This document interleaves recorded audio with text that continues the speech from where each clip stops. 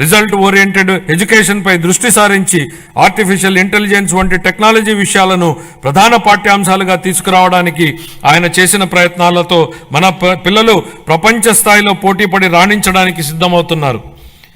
సమాజానికి విద్య ఎంత అవసరమో చైనీయుల సామెత ద్వారా వ్యక్తీకరించబడింది. మీరు సంవత్సరానికి ప్రణాళిక వేస్తే వరి నాటండి, దశాబ్దానికి ప్రణాళిక వేస్తే చెట్లు నాటండి, జీవితకాలానికి ప్రణాళిక వేస్తే ప్రజలకు విద్య నేర్పండి. పిల్లలకు విద్య అందించడం తల్లిదండ్రులకు భారం కాకూడదని మా ప్రభుత్వం బలంగా విశ్వసిస్తోంది. ఏ కారణం చేతను ఏ బిడ్డ విద్యకు దూరం కాకూడదని విశ్వసిస్తున్నాం. ప్రతి తల్లి తన పిల్లలను పాఠశాలకు పంపేలా ప్రోత్సహించే లక్ష్యంతో మరో సూపర్ 6 హామీని అమలు పరిచే దిశగా తల్లికి వందనం పథకాన్ని ప్రారంభిస్తున్నాం.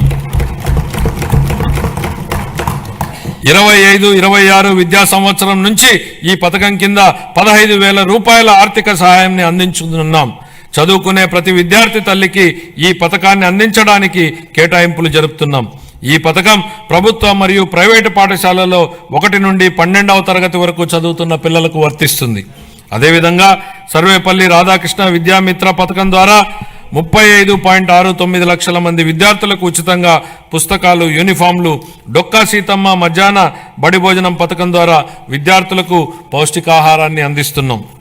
ఉపాధ్యాయులకు స్నేహపూర్వక వాతావరణంలో కూడిన విద్యా వ్యవస్థ కోసం గౌరవనీయ మానవ వనరుల అభివృద్ధి శాఖ మంత్రి నారా లోకేష్ గారి చొరవతో మా ప్రభుత్వం అన్ని ప్రభుత్వ పాఠశాలలకు ఉచిత విద్యుత్తును అందించాలని నిర్ణయించిందని గౌరవ సభకు ఎంతో సంతోషంగా ప్రకటిస్తున్నాను. ఇది స్థానిక సంస్థలపై ఆర్థిక భారాన్ని తగ్గించడమే కాక ఉపాధ్యాయులు మరియు విద్యార్థులకు ఒత్తిడి లేని వాతావరణాన్ని కల్పిస్తుంది. 25-26 ఆర్థిక సంవత్సరానికి పాఠశాల విద్యాశాఖకు 31,805 కోట్ల రూపాయలను కేటాయింపును ప్రతిపాదిస్తున్నాను.